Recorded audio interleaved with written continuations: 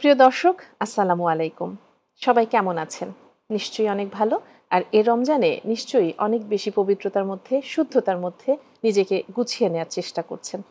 প্রিয় দর্শক, পূর্বাচল হাভেলি সিটি নিবেদিত রমজানের কর্মজীবী নারী অনুষ্ঠানের পক্ষ থেকে আমি উম্মে সাবেরিনা আপনাদের সবাইকে জানাচ্ছি সুস্বাগতম।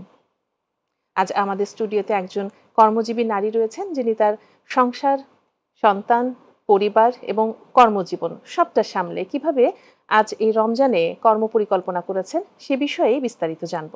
চলুন কথা বলি অতিথির সঙ্গে। আপা, আসসালামু আলাইকুম। ওয়ালাইকুম আসসালাম। কেমন আছেন আপনি? আলহামদুলিল্লাহ ভালো আছি। আপনি ভালো আছেন? জি, ভালো আছি এবং আপনার সঙ্গে নিশ্চয়ই কথা বলবো, আরো ভালো লাগবে। আপা, রমজানে মূল কথায় যাবার আগে আপনার পরিচয়টা জানতে চাইবো। আপনি নিজেই আপনার পরিচয়টা দিন। আমি জান্নাত লাবণ্য। আমি পেশায় শিক্ষকতা করছি। আচ্ছা, আর আমি শিশু সাহিত্যিক।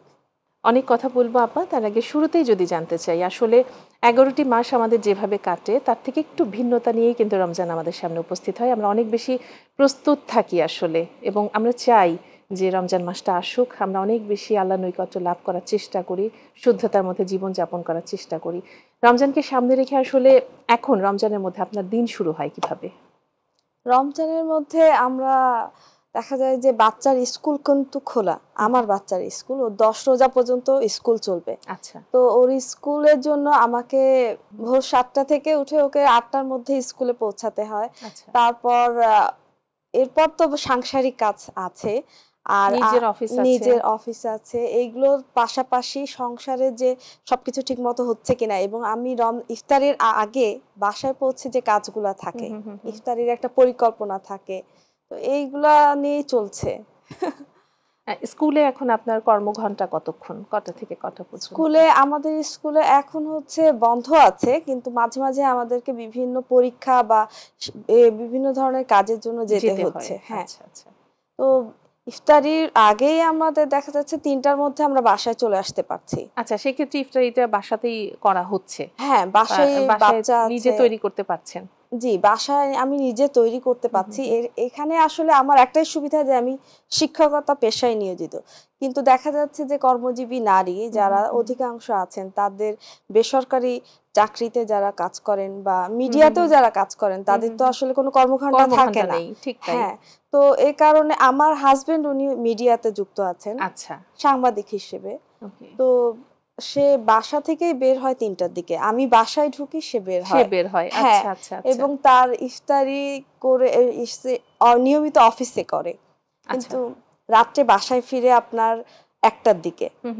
তো আমার দেখা যাচ্ছে মানে দুজনের কর্মঘণ্টা কিন্তু একদম উল্টো, তাই না? একদমই উল্টো, একদম অপোজিট। একদম অপোজিট। বের হচ্ছেন উনি বাসায়, হ্যাঁ, উনি বের হচ্ছেন, আপনি বাসায় ঢুকছেন। হ্যাঁ, মানে চাইলেও কেউ কারোর সাথে ইফতার করা পসিবল না। না, সম্ভব হচ্ছে না। কিন্তু সে যখন আসে, 1টার সময় আসে, তখন সে ইফতারিটাই খাচ্ছে। আচ্ছা, তারপর সেহরিটা হয়তো তারপরে আবার সেহরিটা একসাথে আমরা খাচ্ছি। এরপর তো আমার দেখা যাচ্ছে যে ঘুমানোর টাইমটা, সময়টা, বা আমার যে একটা বিশ্রামের একটা সময়, সেটা একদমই এলোমেলো হয়ে যাচ্ছে। আচ্ছা আপা, আপনি তো কর্মজীবনে রয়েছেন, শিক্ষকতা পেশায় রয়েছেন, পাশাপাশি লেখালেখি করছেন, সাহিত্য চর্চা করছেন। তো এই যে সংসারের পাশাপাশি, পরিবারের পাশাপাশি স্বামী সন্তান নিয়ে আলাদা একটি সংসার তো অবশ্যই আপনার রয়েছে, পাশাপাশি বাবা মাও রয়েছেন। এক্ষেত্রে কোনো পারিবারিক সাপোর্ট নিশ্চয়ই পাচ্ছেন। কার সাপোর্ট বেশি পাচ্ছেন? না, এখানে অধিকাংশ যা ঘটে আমাদের কর্মজীবনে, আমার মেয়ের স্কুল এবং আমার শিক্ষা প্রতিষ্ঠান যেখানে আমি কাজ করছি সেটা তেজগাঁও। আচ্ছা, তো এই কারণে আমার অবশ্যই নিজের সংসার নিজের মতো করে থাকতে আমি সুবিধার জন্য, অবশ্যই যাতায়াতের সুবিধার জন্য এই কর্মস্থলের কাছেই বাসা নিয়ে, হ্যাঁ, বাসা নিয়ে আলাদা আছে।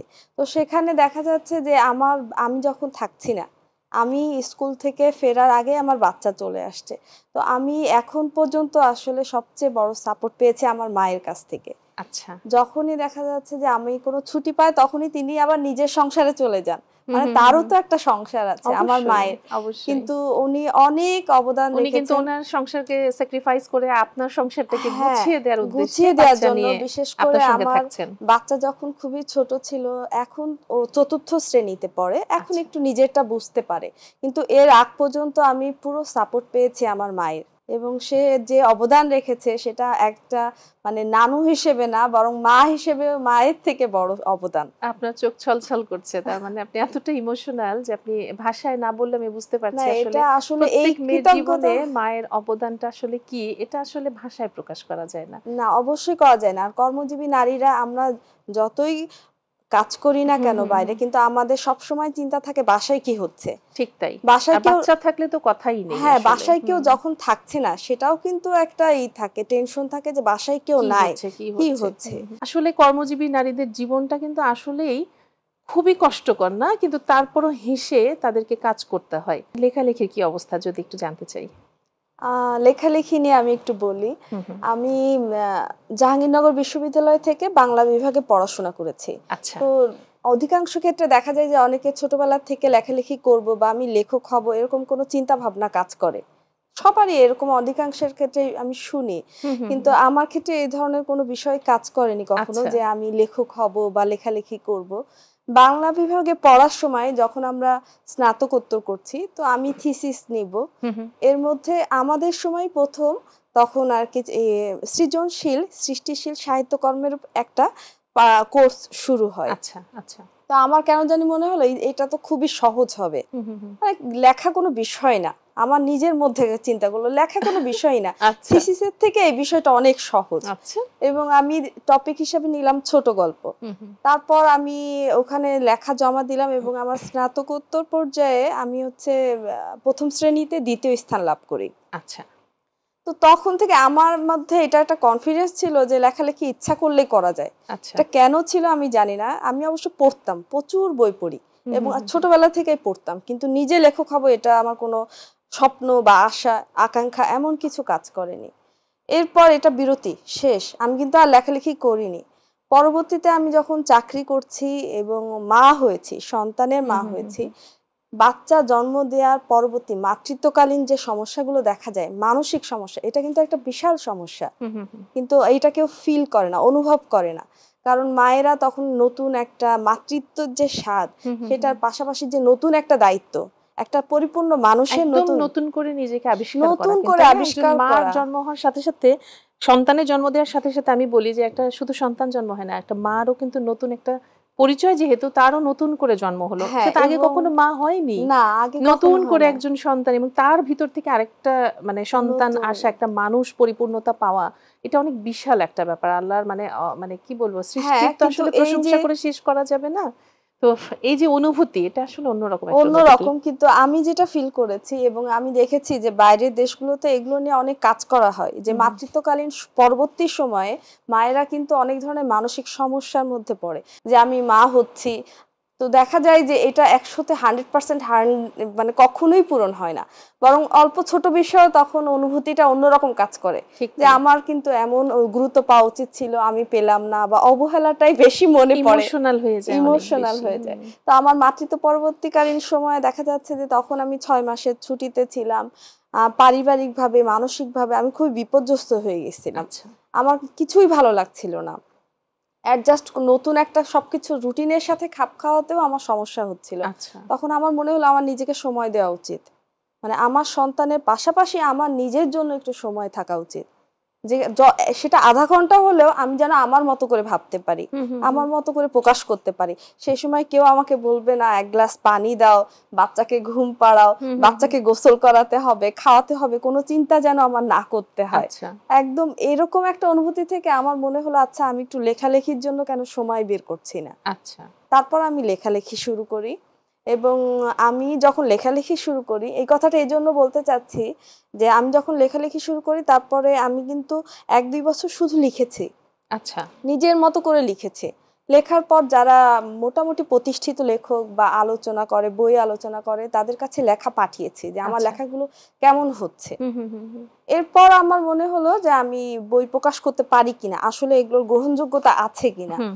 তখন আমি একজন মানে বাচ্চার যে বই কিনি, বই কেনার বইয়ের পিছনে বিভিন্ন প্রকাশকের ইমেইল থাকে, আমি কারোর সাথে কিন্তু ব্যক্তিগতভাবে কখনোই যোগাযোগ করিনি, আমি ইমেইল গুলোতে লেখা পাঠাতে থাকি।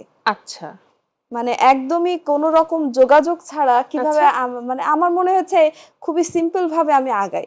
আচ্ছা, আমার যে বই প্রকাশই হতে হবে এমন কোনো প্রচেষ্টা আমার মধ্যে নাই। দেখি এটা আসলে মানসম্মত হচ্ছে কিনা নিজেকে যাচাই করা।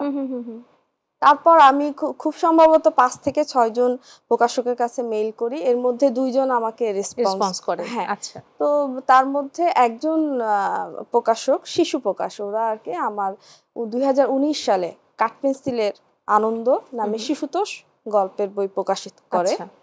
তারপর আমি ২০২১ সালে আমার আরেকটি পরিবার প্রকাশনী, ওদের আনন্দ মেলা থেকে আমার আরেকটি গ্রন্থ প্রকাশিত হয়। সব জায়গায় কিন্তু আমি মেইল করেছি, তারা রেসপন্স করেছে এবং বই প্রকাশ করেছে। আচ্ছা, একদমই মানে আমি কোথাও কোনো যেতেও হয়নি, আমি অনেক যোগাযোগ করেছি, খুব কন্টিনিউ করেছি যোগাযোগটা, এমন কিছু না বিষয়গুলা। এরপর আমি বিভিন্ন পত্রিকাতে বই আলোচনা, আমি বই পড়ি, এখনো বই পড়ি, বই আলোচনাগুলো মেইল করে পাঠাতাম। আমার কথা হলো যে যদি ভালো হয় তাহলে প্রকাশিত হবেই, সেটাই। তো আমি দেখা যাচ্ছে যে ১০ জায়গায় পাঠিয়েছি, ৩ জায়গায় দৈনিক পত্রিকাগুলোতে আমার বই আলোচনা প্রকাশিত হয়েছে। আচ্ছা, আমি একটা পার্সেন্টেজ বলছি। আচ্ছা। এরপর আমি লেখালেখি খুবই সামান্য করি, মানে আসলে আমি বাসায় ফিরে বাসার কাজ করার পরে আমার সন্তানের লেখাপড়াটা আমি নিজে করাই, সম্পূর্ণ নিজে করাই। তো ওর পিছনে আমার প্রচুর সময় ব্যয় করতে হয়, মানে ওর পড়াশোনা এবং ও গান শিখে এবং ও বাসায় আবৃত্তি চর্চা করে, এইগুলো নিয়ে আমি ওর সাথে প্রচুর সময় কাটাতে চাই, নিজের থেকেই চাই। তো এই জন্য আমার লেখালেখিটা খুবই স্লো, মানে প্রতিদিন আমি রেগুলার লিখতে বসি এমন না, সুযোগ হয় না। কিন্তু লেখালেখির সময়টা একান্তই নিজের জন্য, নিজেকে দেওয়ার জন্য, একদম নিজেকে দেওয়ার জন্য। ঠিক আছে। একটা প্রবাদ আছে যে যারা টিচার, যারা শিক্ষক, তারা স্কুলে যতটা করা বাসায় নিজের বাচ্চার ক্ষেত্রে অতটা করা হতে পারেন না।